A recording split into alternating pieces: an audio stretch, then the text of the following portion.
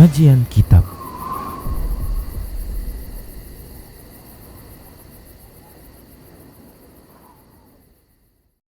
Assalamualaikum warahmatullahi wabarakatuh. Innal hamdalillah nahmaduhu wa nasta'inuhu wa nastaghfiruh wa na'udzu billahi min shururi anfusina wa sayyiati a'malina may yahdihillahu fahuwal muhtadi wa may yudlil falan tajida lahu waliyyan mursyida. Asyhadu an la ilaha illallah wahdahu la syarika lah wa asyhadu anna Muhammadan 'abduhu wa rasuluh alladzi la nabiyya ba'dah. Wa qala Allah Subhanahu wa ta'ala, ya ayyuhalladzina amanu taqullaha haqqa tuqatih wa la tamutunna illa wa antum muslimun. Wa qala 'azza man qala, ya ayyuhalladzina amanu taqullaha wa qulu qawlan sadida yuslih lakum a'malakum wa yaghfir lakum dhunubakum wa man yuti'illaha wa rasulahu faqad faza fawzan 'aziman. Ya ayyuhan nasu taqu rabbakum alladhi khalaqakum min nafsin wahidah wa khalaqa minha zawjaha wa batha minhuma rijalan katsiran wa nisaa wattaqullaha alladhi tasaaluna bihi wal arham innallaha kana 'alaikum raqiba. Amma ba'du, nastaqal hadithi kitabullah wa khairal hadi hadi Muhammad sallallahu alaihi wasallam wa syarrul umur muhdatsatuha wa kullu muhdatsatin bid'ah wa kullu bid'atin dhalalah wa kullu dhalalatin finnar. Ikhwah wa akhwat dimanapun Anda berada, alhamdulillah di pagi hari ini kita kembali bertemu dalam kajian menuju negeri abadi. Adapun negeri abadi yang sedang kita pelajari adalah surganya Allah Subhanahu wa ta'ala. Ikhwah, kita sudah ada singgung terkait dengan masalah syafaat, di mana ada kelompok-kelompok yang mengingkari syafaat, seperti kelompok Khawarij dan kelompok Mu'tazilah. Mereka mengatakan tidak ada syafaat. Mereka menyatakan bahwasanya tidak ada syafaat. Mereka yang sudah masuk neraka, ya sudah. Siapapun yang masuk neraka, maka dia akan kekal selama-lamanya di dalam neraka, tidak akan pernah dikeluarkan dari neraka tersebut. Mereka berdalil dengan firman Allah Subhanahu wa ta'ala soal Imran ayat 192, innaka man tudkhilin naro faqad akhzaitah. Allah, sesungguhnya orang yang engkau masukkan neraka, faqad akhzaitah, berarti engkau telah menghinakannya. Kalau sudah Allah Subhanahu wa ta'ala menghinakan, berarti tidak akan pernah orang tersebut dimuliakan selamanya. Demikian ikhwah. Ada lagi dalil yang mereka pakai, wala tanfa'us syafa'atus syafi'in. Tidak ada manfaat syafaatnya orang yang memberi syafaat. Atas dasar ini mereka katakan, ya tidak ada syafaat sama sekali. Mereka yang sudah masuk neraka, apakah dia para pelaku dosa besar ataukah memang orang kafir, orang yang murtad, maka mereka selamanya dalam api neraka. Kita sudah singgung bahwasanya mengapa mereka berpendapat seperti ini, dikarenakan prinsip dasar mereka yang salah. Prinsip dasar mereka yang batil. Apa itu ikhwah? Dikarenakan yang Khawarij mengatakan setiap pelaku dosa besar, maka dia kafir murtad keluar dari Islam. Adapun Mu'tazilah menyatakan seorang yang melakukan dosa besar tak dikatakan orang mukmin dan juga tak dikatakan orang muslim. Jadi mereka posisinya di antara keduanya. Tidak muslim, tidak kafir. Jadi bagaimana? Manzilah bainal manzilatain. Tempatnya di antara dua tempat. Tidak dikatakan muslim, tak dikatakan kafir juga. Namun Mu'tazilah dan Khawarij sepakat bahwasanya pelaku dosa besar ini tetap kekal dalam neraka. Baik pendapat Khawarij yang mengatakan pelaku dosa besar itu murtad, maupun orang Khawarij yang mengatakan pelaku dosa besar itu manzilah baina manzilatain.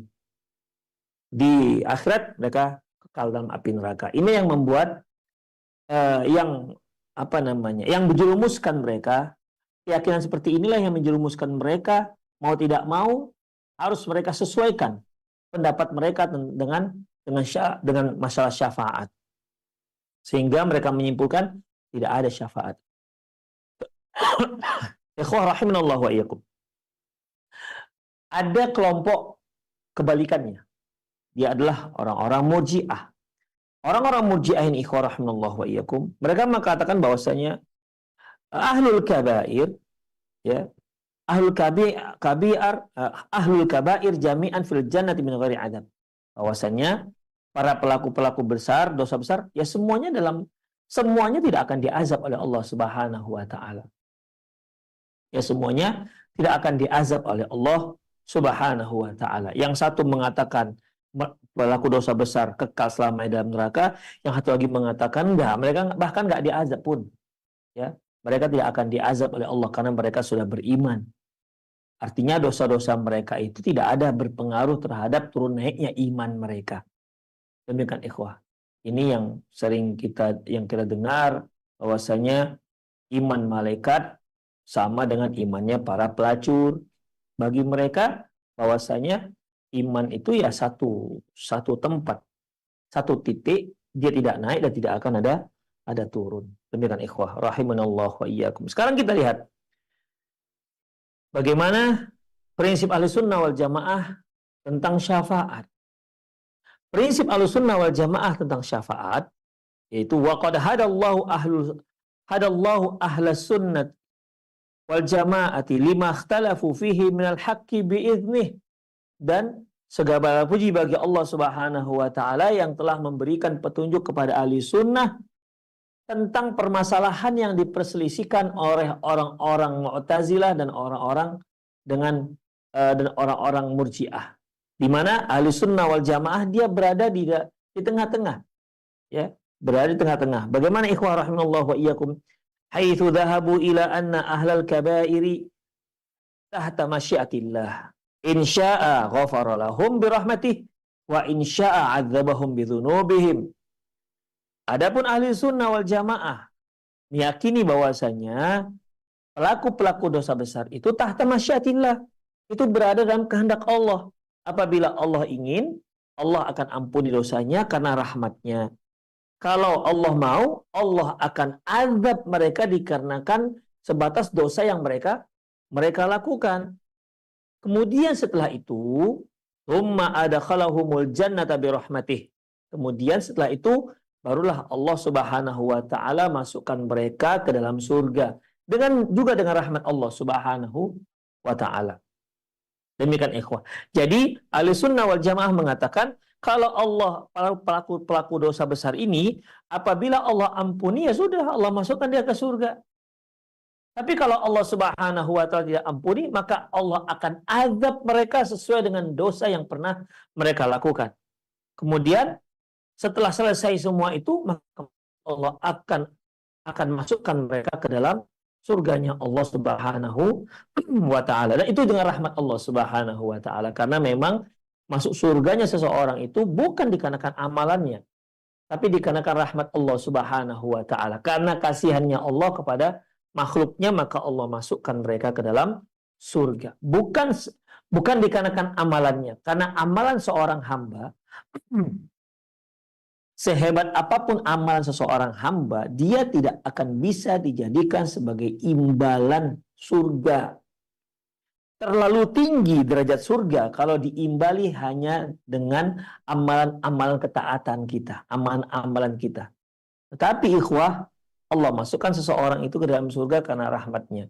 Ketika seorang berdoa, ibadah, mohon pada Allah, mohon ampun atas kesalahan, mohon rahmat Allah Subhanahu wa taala, mohon kepada Allah dan seterusnya, menangis dan seterusnya, minta kepada Allah, minta surganya Allah Subhanahu wa taala. Akhirnya apa? Ya, Allah kasihan.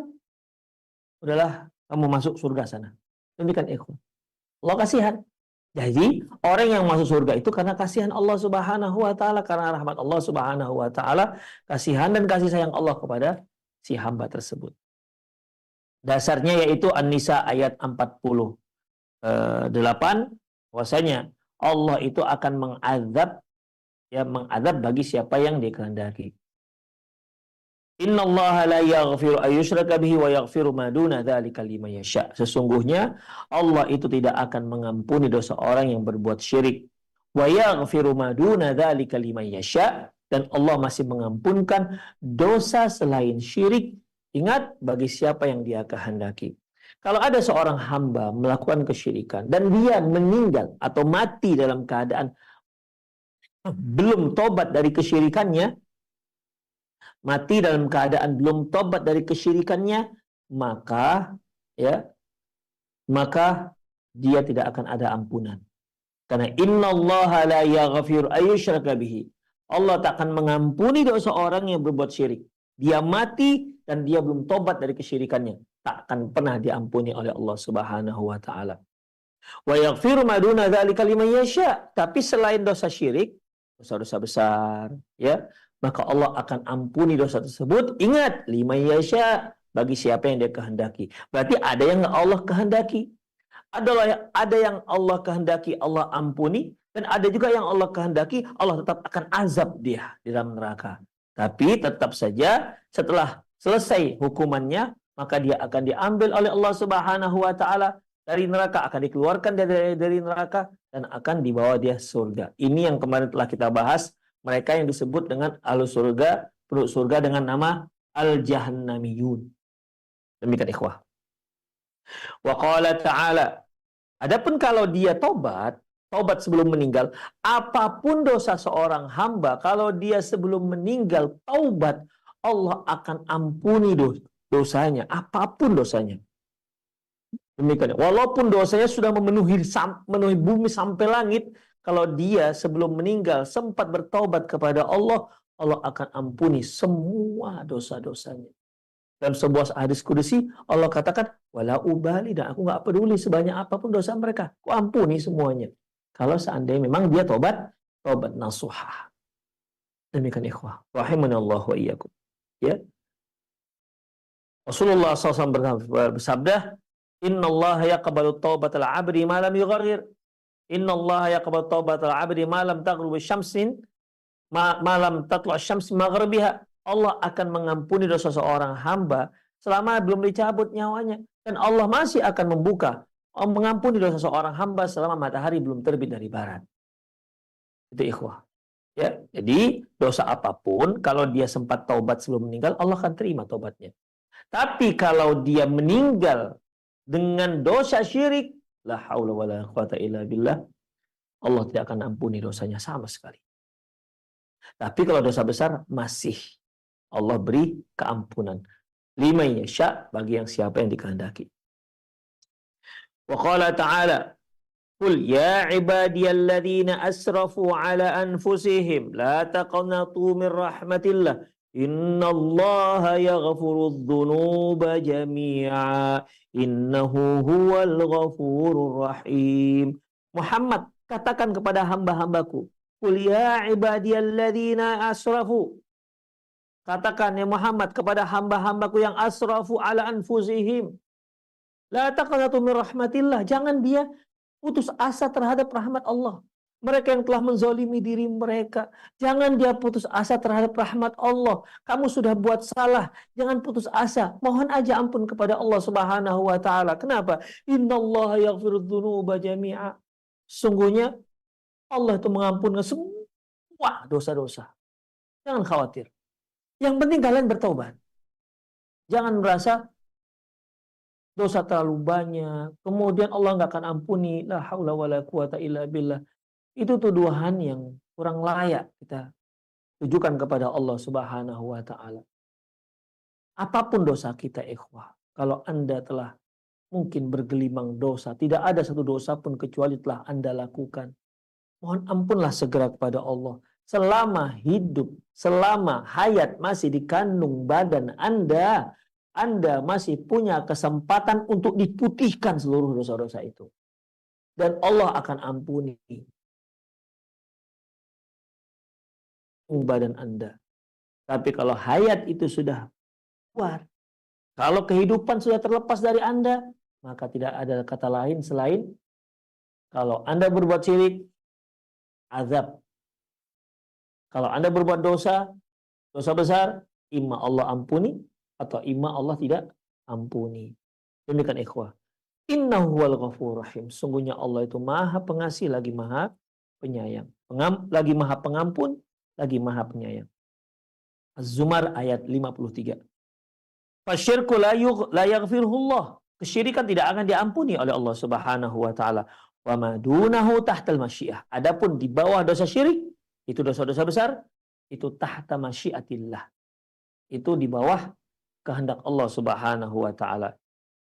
Wattaibu minadz-dzambi kaman la dzambalah. Orang yang tobat dari dosa itu seperti orang yang tak berdosa. Orang yang taubat dari dosa seperti orang yang tak berdosa. Ini merupakan lafaz hadis sebenarnya, tapi penulis tidak menyebutkan hadis ini. Wa hujjatul khawarij fi nafi hadhi syafa'ah al ayatul waridah fi nafi hadhi syafa'ati al ayatul waridah fi nafi syafa'ah allati yuthbituha ahlu syirk. Adapun hujjahnya orang-orang khawarij yang menafikan, menampik, mengingkari syafaat yang ada fi nafi hadhi syafa'ati, yang menafikan syafaat-syafaat ini, yaitu al-ayat al-waridah fi nafi syafa'ah, yaitu ayat-ayat al-ayatul waridatu fi nafi syafa'ah, yaitu ayat-ayat yang memang di situ menafikan adanya syafaat. Allati yuthbituha ahlu syirik. Tapi syafaat yang diyakini oleh orang-orang musyrik. Demikian ikhwah. Jadi ketika Allah Subhanahu wa taala mengatakan wala tanfa'u syafa'atu syafi'in, tidak akan bermanfaat pemberi syafaat kepada orang yang memberi syafaat, tidak akan bermanfaat. Ini Allah ingkari dikarenakan syafaat yang diyakini oleh orang-orang musyrik. Bagaimana syafaat yang diberikan oleh orang musyrik sehingga Allah Subhanahu wa taala mengingkari syafaat tersebut? Fa ahlu syirki ya'taqiduna anna syafa'ata 'indallahi kasyafa'ati fid dunya. Orang-orang pelaku syirik, orang-orang musyrik meyakini bahwasanya syafaat yang ada pada Allah itu syafaat yang ada di dunia. Yashfa'u syafi' 'inda ghairihi biduni idzni minhu, di mana seorang itu memberikan syafaat pertolongan ya tanpa seizin orang yang akan memberikan pertolongan.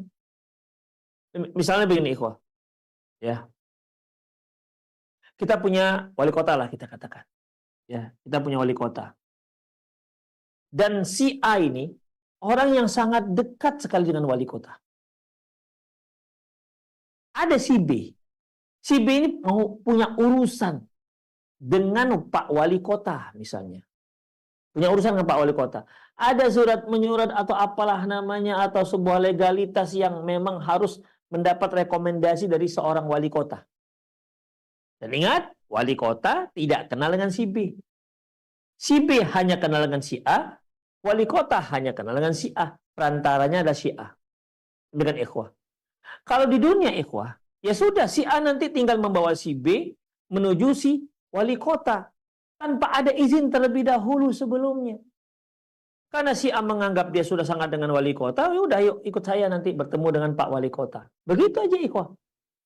Ya, yang syafaat seperti ini kalau disebutkan kepada Allah itu dinafikan, ditampik oleh Allah Subhanahu wa taala.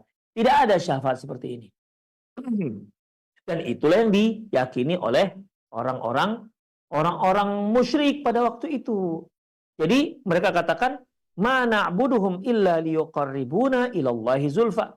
Kami tidak menyembah mereka kecuali kami berharap mereka akan mendekatkan kami kepada Allah Subhanahu wa taala. Jadi mereka menyembah berhala mereka dan keyakinan mereka berhala itulah yang akan membawa mereka mendekat kepada Allah Subhanahu wa taala, karena mereka merasa kurang pede kalau mereka langsung minta kepada Allah. Kurang pede kalau mereka langsung mendekat kepada Allah. Siapalah kami? Kami orang, kami manusia yang hina, kami manusia yang banyak dosa-dosa. Jadi kalau kami mau mendekat dengan Allah, nggak akan mungkinlah Allah Subhanahu wa taala mau dekat dengan kami. Demikian ikhwah, sehingga mereka perlu ada orang yang bisa mendekatkan mereka kepada Allah Subhanahu wa taala. Maka muncullah berhala-berhala itu, ikhwah. Itulah dia. Makanya waktu dahulu itu umumnya tuh waktu di negeri Arab, ya berhala-berhala itu umumnya adalah dari orang-orang baik sebenarnya. Ya, sama seperti kisah Nabi Nuh alaihissalam, di mana di sana ada pada zaman itu ada 5 berhala. Yang 5 berhala ini Wad dan Suwa, Ya'uth, Ya'uq, Nasra. Ini adalah 5 nama berhala yang tadinya adalah orang-orang soleh. Demikian ikhwah. Jadi mereka merasa ya sudah, kalau dia orang dekat dengan Allah, ya sudah kita minta aja ke orang dekatnya ini. Nanti otomatis orang dekat itu yang akan mendekatkan dia kepada Allah Subhanahu wa taala. Demikian ikhwah. Ya, tanpa ada persetujuan dari Allah Subhanahu wa taala. Pokoknya yang kalau kita katakan tadi si B tadi, suka-suka dia lah kepada siapa saja yang dia suka, dia dikatakan kepada Pak Wali Kota, gitulah lebih kurang. Tanpa seizinnya wali kota.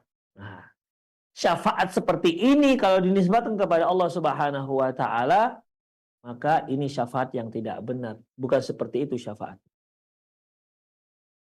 Wa yashfa'u syafi' 'inda ghairihi wa illam yarda 'anil masyru' lahu.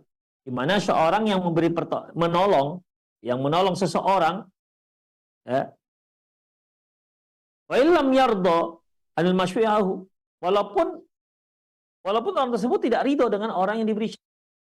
Seperti misalnya, karena kedekatan si A tadi dengan Pak Wali Kota, ya, dan si A tadi membawa seseorang supaya ya dibantulah oleh Wali Kota, karena Wali Kota ini segan dengan si A, akhirnya si Wali Kota yaudah dia bantulah orang ini. Demikian ikhwah. Karena apa? Segannya Wali Kota dengan si A tadi itu. Segannya si pejabat ini dengan si A tadi itu, ya mungkin dia sudah dibantu apalah begitu oleh si A. Demikian ikhwah. Walaupun mungkin orang yang akan dibantu itu adalah orang yang tidak diridhoi oleh Pak Wali Kotanya.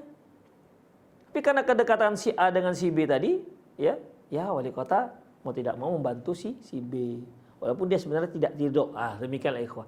Syafaat seperti inilah yang dinafikan oleh Allah Subhanahu wa taala. Demikian ikhwah rahimanallahu wa iyyakum. Wa hadza la yakunu 'indallahi tabaraka taala. Syafaat seperti ini enggak berlaku di sisi Allah Subhanahu wa taala. Wa qad ja'atin nususu bi ibtali hadhihi an-naw' min asy-syafa'ah, dan terdapat nas-nas yang menyatakan, yang membatalkan jenis syafaat seperti ini. Kama qala ta'ala wattaqu yawman la tajzi nafsun 'an nafsin syai'a. Bertakwalah kamu kepada Allah, takutlah kamu kepada suatu hari di mana hari tersebut la tajzi nafsun an nafsin syai'a. Tidak ada seorang pun yang bisa menjadi tidak bisa seorang pun yang bisa menolong orang lain. Wala yuqbalu minha syafa'ah, dan tidak akan diterima darinya syafaat. Wala yu'khadhu minha adlun, dan tidak akan diterima darinya tebusan. Jadi Allah mengatakan dengan ayat ini, takutlah kalian dengan hari yang nanti tidak akan ada seorang pun yang bisa menolong orang lain. Tidak akan bisa seorang pun yang bisa menebus orang lain, enggak akan bisa. Juga tidak ada satupun syafaat yang diterima, orang yang menolong yang diterima, dan tidak ada satupun tebusan yang diterima oleh Allah Subhanahu wa taala. Al-Baqarah ayat 48. Wa qala, Allah juga mengatakan wala tanfa'uhum syafa'atus syafi'in, dan tidak akan bermanfaat bagi mereka syafaat orang-orang yang memberi syafaat. Al-Muddatsir ayat 48. Wa qala, Allah juga firman, wa ma lidh-dhalimina min hamim wala syafi'i yuta'. Sesungguhnya orang-orang zalim tidak akan mendapatkan teman-teman, dan dia tidak bisa diterima pertolongannya. Dan wala syafi'i yuta', dan dia tidak memiliki penolong yang diterima. Artinya orang-orang yang mau menolong dia pun tidak akan terima oleh Allah Subhanahu wa taala. Inilah ikhwah rahimanallahu wa iyyakum tentang syafaat, penafian syafaat. Syafaat 3 ayat, yaitu surat Al-Baqarah ayat 48, Al-Muddathir ayat 48, kemudian surat Ghafir ayat 18 yang menampik adanya syafaat. Tapi ingat, yang dimaksud dalam ayat ini adalah syafaat model yang dipahami oleh orang musyrik yang sudah kita sebutkan tadi. Wa qad ja'atin nususu mubayyinatun anna syafa'ata indallahi la yakunu illa biiznih. Dan dalam nas-nas sudah sangat jelas bahwasanya syafaat di sisi Allah itu tidak akan mungkin diberikan kecuali setelah mendapat izin dari Allah Subhanahu wa taala. Wala takunu illa ba'da ayyarda 'ani syafi'il masyfu' lahu. Dan itu tidak akan terjadi, tidak akan ada syafaat kecuali Allah Subhanahu wa taala telah ridho kepada orang yang memberi syafaat dan orang yang diberi syafaat. Kecuali setelah Allah itu meridhoi orang yang memberi syafaat dan orang yang diberi syafaat. Dua-dua ini harus ada ridho dari Allah Subhanahu wa taala. Tidak seperti yang syafaat yang model yang disebutkan yang diyakini oleh orang-orang musyrik tadi. Kalau yang seperti itu memang nggak ada. Ya, karena tidak akan mungkin ada orang yang berani memberi syafaat kecuali setelah mendapat ridho dari Allah. Gak bisa orang berijtihad sendiri, inisiatif sendiri mau beri syafaat, dah bisa, gak akan ada. Ya.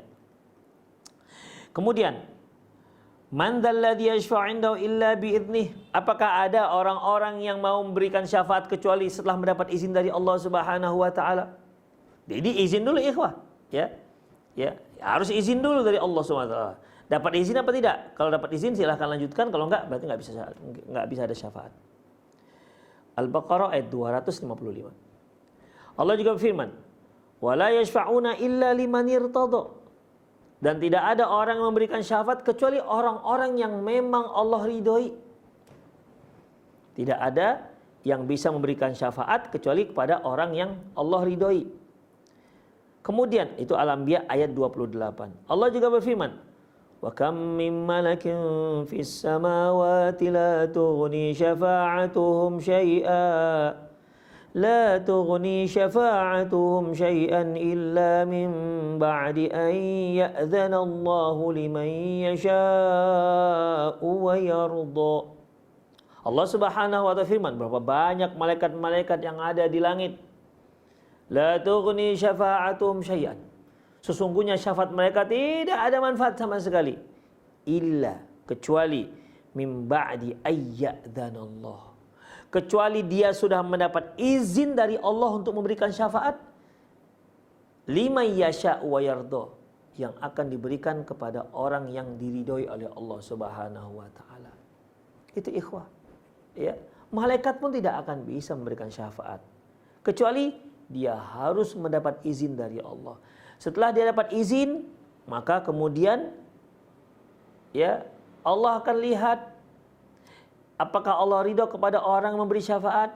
Oke, dia telah ridho diberikan orang yang syafaat. Jadi pertama alurnya ikhwah, alurnya yaitu seseorang yang memberi syafaat. Kemudian ridho nggak Allah dengan orang ini? Oh, Allah Subhanahu wa taala ridho. Kemudian setelah Allah ridho, apakah langsung orang ini bisa memberikan syafaat? Belum. Turun izin dulu. Ya, izin. Oke, izin. Kamu diizinkan memberikan syafaat. Kemudian setelah itu bisa diberi syafaat? Belum bisa. Allah harus tahu, ya. Ini ke siapa yang diberi syafaat? Apakah terhadap orang yang akan diridhoi oleh Allah Subhanahu wa taala? Kalau ternyata yang akan dia berikan syafaat itu adalah orang yang diridhoi oleh Allah, barulah syafaat itu bisa digulir. Itulah ikhwah. As-Saba ayat 23 Allah mengatakan, wala tanfa'us syafa'atu 'indahu illa liman adinalah. Dan tidak ada manfaat syafaat sedikit pun di sisi Allah illa liman adinalah, kecuali terhadap orang yang sudah mendapat izin dari Allah Subhanahu wa ta'ala. Demikian ikhwah. Fahadhin nusus, adapun nas-nas ini tunfi tilka syafa'at allati athbatahal musyrikun lil malaikati wal anbiya'i was salihin wa tubtiluha. Dan nas-nas ini jelas nas-nas yang menafikan, menampi adanya syafaat, yaitu jenis syafaat yang diyakini oleh orang-orang musyrik terhadap malaikat, para nabi dan orang-orang soleh. Waktu betiluha, bahkan nas-nas tersebut jelas membatilkannya. Artinya ikhwah, nas-nas yang kita bacakan, barusan kita bacakan sebelumnya, itu nas yang membatalkan jenis syafaat yang diyakini oleh orang-orang musyrik, di mana baik orang yang memberi syafaat maupun yang diberi syafaat tidak perlu izin dari Allah, tidak perlu ada rekomendasi ridho dari Allah Subhanahu wa taala, tidak perlu. Dia bisa langsung memberikan syafaat. Mau Allah izin, mau enggak izin, mau Allah ridho, Allah enggak ridho. Begitu ikhwah. Dan ahli sunnah wal jamaah tidak seperti itu. Dengan nas-nas yang kita bicarakan tadi, jelaslah bahwasanya syafaat seperti itu batil, karena itu syafaat yang diyakini oleh orang musyrik. Wa tuthbitu syafa'atu allati takunu bi idnillahi wa ridahu 'anis syafi'il masyfu'. Dan ayat itu juga yang telah menetapkan adanya syafaat. Jadi syafaat yang dinafikan, yang ditampi, yang dibatalkan adalah syafaat model yang diyakini oleh orang musyrik. Dan ayat tersebut juga menyebutkan adanya syafaat. Tapi syafaat yang bagaimana ikhwah? Syafaat yang telah Allah beri izin kepada orang yang Allah ridhoi, kepada orang yang memberi syafaat, dan kepada orang yang akan diberi syafaat. Amma allati takunu bi idnillahi wa ridhahu 'anil syai'il masyru'. Wallahu la yarda 'anil kafaratil musyrikin. Allah takkan pernah ridho terhadap orang-orang kafir, orang-orang musyrik. Demikian ikhwan akan pernah ridho. Sementara mereka ini menyembah-nyembah berhala, itu sudah musyrik. Bagaimana mungkin Allah ridho? Amma usatu ahli tauhid. Adapun orang-orang muwahhid yang bertauhid yang dia pendosa, fayashfa'u fihi musyafi'un. Maka orang-orang yang akan memberi syafaat datang memberikan syafaat. Ya. Amma usatu yashfa'uhum fi musyafi'un. Mereka akan mendapatkan syafaat dari orang-orang yang sudah diridhoi oleh Allah Subhanahu wa taala. Wa la yashfa'una lil musyrik, dan tidak akan ada syafaat untuk orang musyrik. Rawal Bukhari fi sahihihi an Abi Hurairah radhiyallahu anhu. Diriwayatkan oleh Imam Bukhari dalam kitab sahihnya dari Abi Hurairah radhiyallahu anhu annahu qala, bahwasanya dia berkata, qultu ya Rasulullah, aku berkata wahai Rasulullah, man as'adun nasi bi syafa'atika yaumal qiyamah. Ya Rasulullah, siapakah manusia yang paling beruntung untuk mendapatkan syafaat Anda di hari kiamat nanti?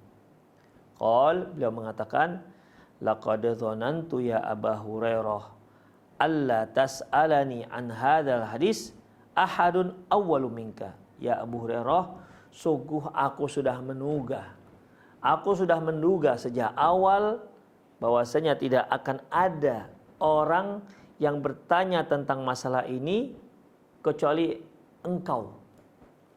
Artinya aku sudah menduga ini pasti orang yang pertama bertanya tentang ini pasti Abu Hurairah radhiyallahu anhu. Itulah dugaan Rasulullah SAW. Dan ternyata dugaan beliau itu benar. Benar, Abu Hurairah orang yang pertama menanyakan masalah ini. Lima ra'aitu min harsika 'alal hadis. Karena aku lihat bagaimana gairahmu, bagaimana semangatmu dalam meriwayatkan hadis. As'adun nasi bi syafaati yaumal qiyamah. Orang yang paling beruntung untuk mendapatkan syafaatku nanti di hari kiamat, man qala la ilaha illallah khalisan min qibali nafsih, yaitu orang-orang yang mengatakan la ilaha illallah tulus dari hatinya, tulus dari jiwanya. Itulah ikhwah rahimanallahu wa iyyakum. Jadi kalau kita simpulkan kajian kita ini ikhwah, pertama, bahwasanya ada kelompok yang mengingkari syafaat dan ada kelompok yang kelompok yang menetapkan adanya syafaat. Mereka-mereka yang mengingkari adanya syafaat, mereka adalah orang-orang Mu'tazilah dan orang-orang Khawarij. Orang-orang Mu'tazilah dan orang-orang Khawarij, mereka menafikan adanya syafaat dikarenakan dasar prinsip mereka yang batil. Karena orang-orang yang melakukan dosa besar di hari kiamat itu akan kekal selamanya di dalam neraka. Tidak akan pernah mereka keluar dari sana. Karena mereka dianggap sudah kafir. Gak akan ada orang yang mengeluarkan mereka dari api neraka sehingga menuju surga. Demikian ikhwah. Ini para pengingkar-pengingkar mengingkari adanya syafaat. Yang kedua ikhwah rahimanallahu wa iyyakum, yaitu ahli sunnah wal jamaah yang menetapkan adanya syafaat. Ahli sunnah wal jamaah yang menyatakan adanya syafaat. Ikhwah rahimanallahu wa iyyakum, kalau kita rinci lagi, ya, bahwasanya yang menetapkan adanya syafaat, Ahlus sunnah wal jamaah, ya, syafaat yang diyakini oleh Ahlus sunnah wal jamaah dan syafaat yang diyakini oleh orang-orang musyrik. Adapun syafaat yang diyakini oleh orang-orang musyrik, maka itu merupakan syafaat yang batil. Kenapa? Karena mereka meyakini orang-orang yang berhak, yang layak, dia akan memberikan syafaat tak perlu pakai izin Allah. Tidak perlu setelah mendapat ridho Allah. Dia sudah punya hak diberikan untuk memberikan syafaat tanpa ada izin dari Allah, tanpa ada ridho dari Allah Subhanahu wa taala. Dan ini penetapan syafaat yang batil. Ini yang Allah katakan wala tanfa'uhum syafa'atus syafi'in.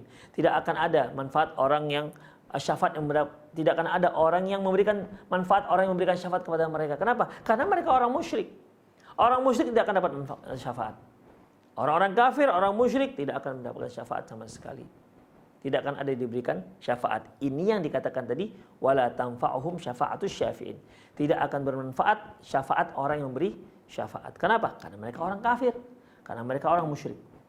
Yang kedua, syafaat yang diyakini, ya, oleh ahli sunnah wal jamaah. Apa itu ikhwah? Syafaat. Satu, bahwasanya inna syafa'atu lillahi jami'ah. Ya, sesungguhnya balillahi syafa'atu jami'ah. Sesungguhnya syafaat itu semuanya milik Allah. Ini dasarnya ikhwah. Ahli sunnah wal jamaah meyakini bahwasanya syafaat itu yang memilikinya mutlak adalah Allah Subhanahu wa taala. Demikian ikhwah, Az-Zumar ayat 44. Saya ulangi, syafaat itu milik Allah, bukan milik siapapun. Dia hanya milik Allah, mutlak milik Allah Subhanahu wa taala. Itu syafaat. Kemudian makanya kalau kita minta syafaat, minta langsung kepada Allah Subhanahu wa taala. Kemudian yang kedua, ikhwah, karena Allah yang memiliki, Allah pemilik syafaat yang mutlak, berarti bagaimana cara mendapatkan syafaat itu? Maka dari ayat-ayat yang telah kita bacakan tadi, yaitu Al-Baqarah 255, Al-Anbiya 28, An-Najm 26, Al-Anbiya ayat 28, ya. Kemudian As-Saba, surat Saba ayat 23, semua itu menetapkan bahwasanya syafaat itu ada, tetapi orang yang akan memberikan syafaat dan orang yang akan menerima syafaat, kedua-duanya adalah orang-orang yang dikehendaki oleh Allah Subhanahu wa taala atau orang-orang yang telah mendapat ridho dari Allah Subhanahu wa taala. Itu pun setelah mendapat izin. Jadi syafaat ini akan bergulir pertama izin dari Allah Subhanahu wa taala.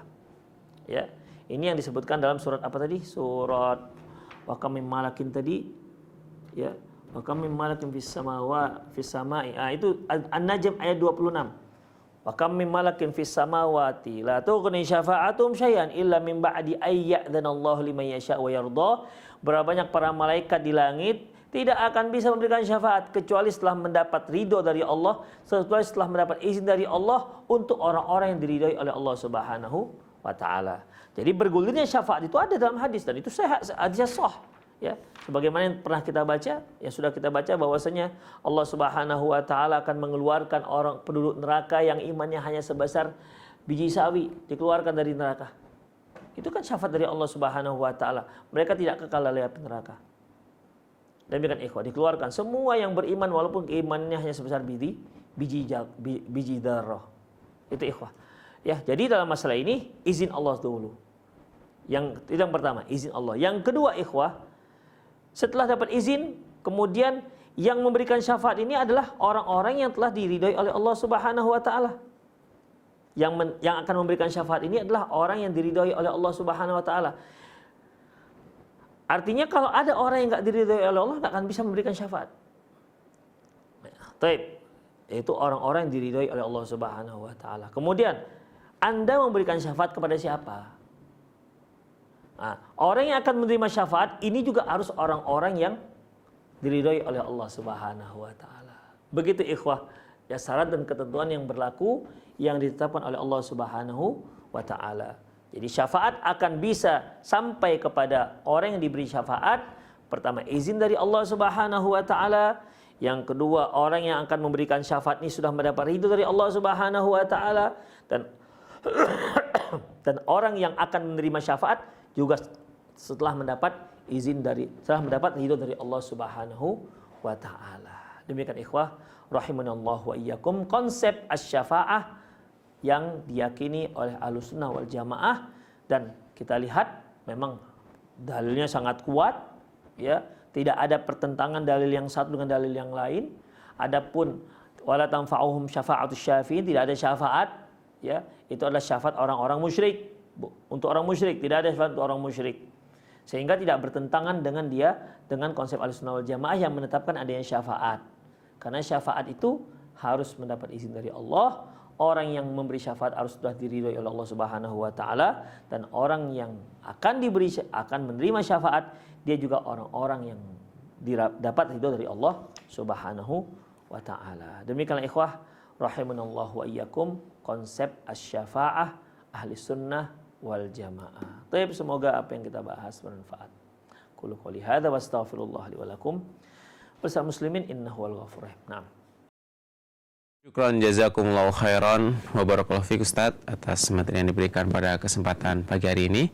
Selanjutnya bagi Anda yang bertanya seputar pembahasan pada kesempatan pagi hari ini, Anda dapat bertanya melalui layanan telepon di 0218236543 atau melalui pesan WhatsApp di 0819896543. Pertanyaan pertama akan kita bacakan dari pesan WhatsApp. Assalamualaikum Ustadz, izin bertanya, apakah orang soleh bisa memberi syafaat? Dari Bapak Andi Hakim di Padang Sidempuan. Silakan Ustadz. Ikhwa azza-Allah wa iyyakum, apakah orang-orang yang soleh bisa memberikan syafaat? Yang dikatakan orang soleh, ya, mungkin kalau kita lebih di dalam bahasa Indonesia menyatakan orang baik. Orang soleh adalah orang baik, tidak menyakiti tetangga, tidak senantiasa memberikan pertolongan, taat beragama, demikian. Ya, yang dalam persepsi masyarakatnya seperti itu. Namun ikhwah rahimanallahu wa iyyakum, yang dikatakan orang-orang soleh bukan hanya muamalah dia dengan Allah, dengan sesama manusia. Bukan hanya hubungan vertikal dia dengan manusia, tapi juga harus memperhatikan hubungan horizontal dia dengan Allah Subhanahu wa taala. Demikian ikhwah, ya. Jadi hubungan dia dengan Allah ke atas, ya, hubungan dia dengan Allah Subhanahu wa taala bagaimana? Kalau hubungan dia dengan Allah Subhanahu wa taala baik dia masalah akidah maupun masalah ibadah, semua ini dia lakukan, dia yakini. Kalau akidah dia yakini sesuai dengan Al-Quran dan Sunnah menurut pemahaman salafus saleh.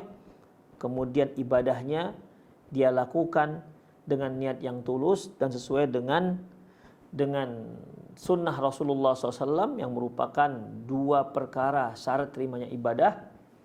Karena Rasulullah mengatakan sallu kama ra'aitumuni usolli, salatlah engkau sebagaimana melihat aku salat. Khudhu anni manasikakum, ambillah dariku ibadah umrah atau haji kalian, ya. Kalau memang memenuhi persyaratan ini, Apakah orang-orang soleh seperti ini akan memberikan syafaat kepada yang lain? Ya, insya Allah dia akan memberikan syafaat kepada sesama manusia yang lain. Tetapi itu pun tadi diizinkan Allah apa tidak? Apakah mereka memang benar-benar diridhoi oleh Allah Subhanahu wa taala apa tidak? Demikian ikhwah. Karena kalau kita merasa kita sudah soleh, kalau kita mengatakan dia orang soleh, lantas kita katakan, oh bapak itu orang soleh, berarti bapak itu akan memberikan syafaat. Belum tentu ikhwah. Jangan-jangan soleh menurut kita tidak soleh si Allah Subhanahu wa taala. Zahirnya soleh, batinnya ternyata tidak. Demikian.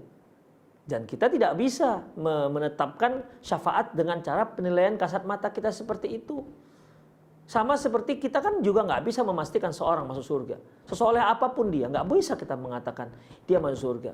Kecuali orang-orang yang sudah mendapatkan rekomendasi langsung dari Rasulullah SAW bahwa mereka masuk surga. Seperti Abu Bakar fil jannah, Umar fil jannah, Utsman fil jannah, Ali fil jannah. Itu kan sudah jelas ikhwah. Rasulullah mengatakan sendiri Abu Bakar, Umar, Utsman, Ali itu masuk surga. Itu sudah jelas. Tapi orang-orang yang tidak ada beritanya langsung dari Rasulullah SAW, maka kita hanya berharap. Kita berdoa semoga Allah masukkan kita ke surga. Demikian ikhwah. Semoga kalau para ulama kita selalu doakan rahimahullah, semoga Allah menyayangi dia, semoga Allah senantiasa mengasihi para ulama-ulama kita. Kalau Allah sudah kasihi maka dikumpulkan ke surga. Tapi bisa nggak kita katakan, bapak ini soleh kali, pasti masuk surga? Nggak bisa ikhwah. Imam ini soleh, pasti masuk surga? Nggak bisa kita pastikan. Nggak ada yang bisa kita pastikan masuk surga. Demikian ikhwah rahimanallah wa iyyakum. Sebagaimana orang muslim yang durhaka, pendosa, selama dia masih muslim, nggak bisa juga kita pastikan dia masuk neraka. Karena bisa saja Allah Subhanahu wa taala ampuni dosa-dosanya. Tapi kalau dia kafir, jelas kafir, dan matinya juga mati kafir, maka bisa kita katakan dia penduduk neraka. Makanya Rasulullah ketika mengajarkan kepada para sahabat apabila mereka melintasi kuburan orang kafir, apa kata Rasulullah? Basyiruhum binnar. Kasih tahu mereka masuk neraka. Ini kan ikhwah.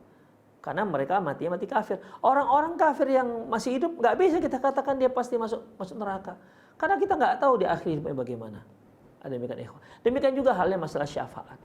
Ya, maka ya kalau itu terkait dengan kita, maka kita berusaha untuk menjadi orang-orang yang soleh. Semoga kita bisa memberikan syafaat kepada keluarga kita, anak-anak kita, istri kita, ya orang terdekat kita, orang kita cintai, sehingga kita bisa memberikan syafaat kepada mereka.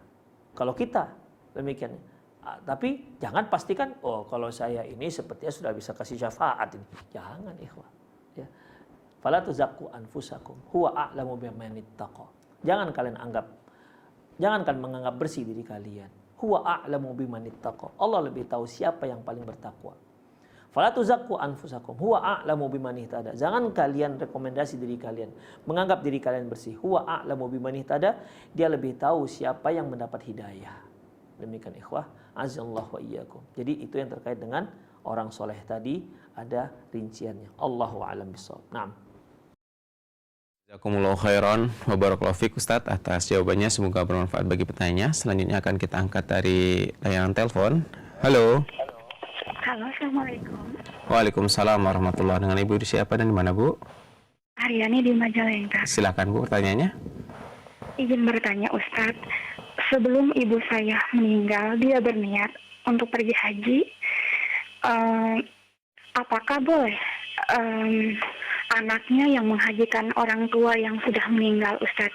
Dan bagaimana jika kita menghajikan orang tua, apakah kita harus haji lebih dulu Ustadz baru bisa menghajikan orang tua kita? Demikian. Assalamualaikum. Waalaikumsalam warahmatullahi. Silakan Ustaz.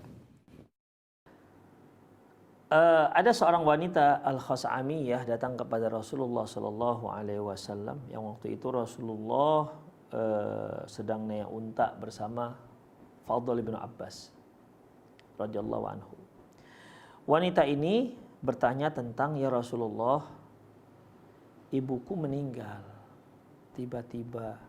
Seandainya dia sempat, kemudian ibuku meninggal tiba-tiba, bolehkah aku menghajikan dia? Kata Rasul, silahkan hajikan. boleh. Ya, boleh. Anaknya boleh menghajikan orang tuanya. Hanya saja memang seperti yang disinggung tadi, anak yang menghajikannya harus sudah haji terlebih dahulu. Karena baik dia badal haji maupun badal umroh, harus terlebih dahulu dia haji untuk dirinya sendiri atau umroh untuk dirinya sendiri, baru dia bisa membadalkan atau mengumrohkan orang tuanya. Demikian ikhwah, itu memang persyaratan seperti itu. Jadi kalau seandainya ada anak yang ingin menghajikan orang tuanya, orang tua sudah meninggal, boleh, silahkan, ya boleh. Bagaimana hadis dari wanita Khosamiyah tadi. Tapi memang dia harus haji dahulu, baru kemudian dia hajikan untuk orang tuanya. Allahu a'lam bishawab. Nah. Jazakumullahu khairan wa barakallahu fiik Ustaz atas jawabannya, semoga bermanfaat bagi penanya. Selanjutnya akan kita bacakan dari pesan WhatsApp. Bismillah. Assalamualaikum Ustaz, izin bertanya. Seseorang pernah menipu orang lain berupa uang. Lalu bagaimana cara mengembalikan uang tersebut? Nama orang yang kena tipu itu tidak tahu dan tidak tahu pula rumahnya dan tidak ada identitasnya. Syukran jazakallahu khairan. Silakan Ustaz. Ikhwan azinallahu wa iyyakum. Pertama ya, kalau ada kezaliman seperti ini, kita wajib taubat kepada Allah Subhanahu wa taala. Ikhwah, dosa kepada manusia itu rumit urusannya ketimbang dosa terhadap Allah. Kalau kita dosa terhadap Allah, misalnya nggak sholat lah, atau ada hak-hak Allah yang tak diberikan, atau mungkin dia sempat syirik, sempat musyrik lah dia, tapi dia taubat kepada Allah. Sebelum dia meninggal dunia sempat taubat, Allah akan ampunkan dosanya. Seberapa banyak pun dosanya, sebanyak apapun dosanya, Allah akan ampuni. Itu kalau urusannya dengan Allah. Tapi la haula wala quwata illa billah. Kalau urusannya dengan manusia, ribet, rumit, ikhwah. Kita pernah menzolimi dia, mungkin pernah memfitnah dia. Kemudian kita minta maaf kan seharusnya. Ya kalau dia maafkan, kalau dia nggak maafkan bagaimana? Karena kan itu hak dia. Kalau dia katakan, aduh saya sulit saya maafkan, kamu telah merusak keluarga saya, anak-anak saya, jadi berpencar-pencar gara-gara fitnahmu misalnya. Kami diusir dari kampung, enggak saya maafkan. Kita nanti bertemu di mahkamah Allah Subhanahu wa taala. Itu hak dia. Makanya Allah Subhanahu wa taala ingatkan, wa qul li'ibadi yaqulu allati hiya ahsan inna syaitana yanzaghu bainakum ya Muhammad. Katakan kepada hamba-hambaku, ucapkan yang baik. Setan itu suka membuat pergaduhan, permusuhan di antara sama manusia. Kalau sudah urusan sama manusia, apa saling zalim menzalimi, urusannya tidak mudah. Urusannya tidak mudah. Rasulullah SAW pernah mengatakan, hal tadruna mal mufsu indana fi ummati. Tahu nggak kalian apa itu yang dikatakan orang bangkrut di kalangan umatku? Para sahabat menjawab, al muflisu fina, yang dikatakan bangkrut di kalangan kami yaitu malla dirhamalahu wala mata. Ya orang yang sudah habis, sudah ludes harta bendanya. Kata Rasulullah, bukan itu. Al-muflisu fi ummati, orang yang bangkrut di kalangan umatku, may ya'ti yaumal qiyamati bis salati was siyami was sadaqat, yang nanti datang membawa pahala salat, puasa, zakat dan lain-lainnya. Banyak pahala yang dibawanya, tapi sayangnya fayati qad syatama hadza wa akala mala hadza wa daraba hadza wa safaka dama hadza, tapi sayangnya dia menzalimi orang ini, dia menumpahkan darah orang ini, dia membunuh orang ini, dia telah mengambil darah orang ini, menumpah dan seterusnya. Fayu'ti hadza min hasanatihi wa hadza bin hasanatihi, akhirnya dia harus membayar semua kezaliman yang dia lakukan pada sesamanya, dibayar dengan kebaikan-kebaikan. Fa in faniyat hasanatuhu, apabila kebaikannya sudah habis sementara dosanya masih banyak, kezalimannya masih banyak, maka dia ambil dosa orang yang dia zalimi, ditimpakan kepada dia, dan bangkrutlah dia. Yang tadinya membawa sekian banyak pahala, bangkrut, akhirnya dicampakkan dalam api neraka. Itu sulitnya kalau urusan dengan manusia. Nggak bisa selesai, kecuali harus dimaafkan. Oleh karena itu, ya pernah kita taubat kepada Allah. Jangan ulang lagi. Jangan ulang lagi. Masalahnya rumit. Ya, kalau qadarullah masyafa'ala, ya sudah terjadi, ya kita taubat kepada Allah Subhanahu wa taala. Terus gimana solusinya? Pertama, kita taubat nasuhah. Yang kedua, kita harus pulangkan haknya. Kita mau pulangkan haknya, tapi ternyata orangnya nggak tahu di mana orangnya. Kalaupun dia masih hidup, di mana rimbanya. Kalaupun dia udah meninggal, di mana pusaranya, sehingga kita bisa tahu di mana ahli warisnya. Ternyata nggak tahu di mana dia. Jadi bagaimana ikhwah? Sementara kan itu hak dia yang harus kita pulangkan. Kita tidak bisa memulangkan tanpa ada orangnya. Jadi bagaimana ikhwah? Sementara Allah Subhanahu wa taala mengatakan la yukallifullahu nafsan illa wus'aha. Allah tidak membebani sesuatu kecuali yang mampu dilakukan. Jadi kalau memang sudah diusahakan, tak juga dapat orangnya, tak diketahui di mana dirinya. Kalaupun dia sudah meninggal, katanya sudah meninggal, cari-cari ahli warisnya juga tidak ada. Gak ketemu kan, gak ada tapi gak ketemu. Jadi bagaimana ikhwah?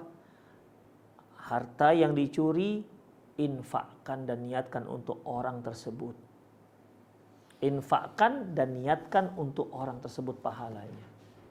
Tapi ingat, kalau ketemu orang itu, ternyata sudah diinfakkan. Dia curi duit misalnya 10 juta. Nggak ketemu orangnya. Akhirnya diinfakkan. 3 hari kemudian, ketemu orangnya. Maka gimana ikhwah? Cerita ke dia. Bahwasanya saya mohon maaf,